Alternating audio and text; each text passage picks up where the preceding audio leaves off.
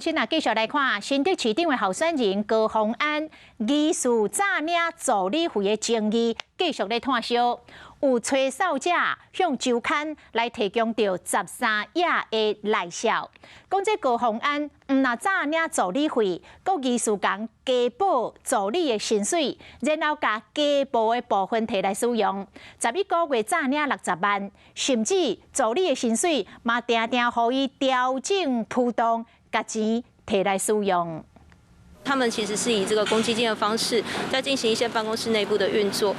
进前则讲，公积金拢是干部家己摕钱出来赞助的。抑过民众党新的市长候选人高虹安，又搁互囝周刊压了讲，有内部检举者提供内销资料，显示伊敢若加补助理的薪水，以其中就以助理2020年4月份的薪水来讲，甲立法院领的7万块的薪水，靠劳健保了后有68010块，抑过伊实际薪水敢若62000，靠劳健保敢若摕了60137块，其中的差额加上伊3个月加班费24820块，等于是内销应退款32693块，甲公积金入销的金额同款，比对后23笔金额超过60万。这案件事实上呢是已经由司法机关在侦办当中了，哈，并不是只是政治的攻防。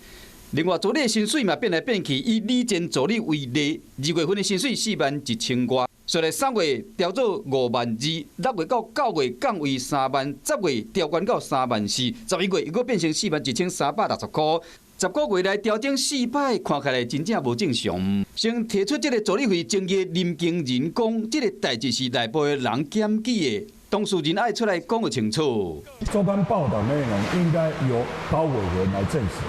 但希望高委员不要再用过去对办公室华哲、前时段助理正职在永宁等等的问题，都推说不清楚的态度。助理费的代志是愈来愈大条，外界拢想要看讲高虹安要安怎面对。